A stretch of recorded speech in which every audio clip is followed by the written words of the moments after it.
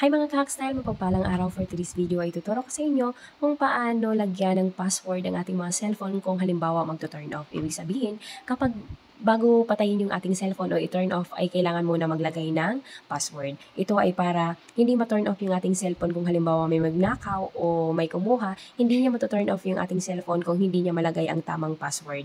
Para kung halimbawa mawala yung cellphone natin ay matitrace pa rin natin o malolocate gamit ang Find My Device. Ayan, kung interesado kayo, simulan na natin. Una natin gagawin ay pumunta tayo sa settings ng ating cellphone. Tapos, i-search natin yung password and security. Screen lock. I-search natin yung screen lock. Tapos, pindutin natin yan. Ilagay natin yung password. Ayan, pagkalagay natin ng ating password, may nakalagay dito na required password to turn off. I-on lang po natin yan. Ayan, i-click natin yan. Tapos, i-click yung required password to power off. Ayan, tapos maglagay lang tayo ng password. Ayan, ganun lang po siya kadali para kung halimbawa manakaw yung cellphone natin ay hindi mato-turn off ng nagnakaw at pwede natin siyang takutin gamit yung Find My Device.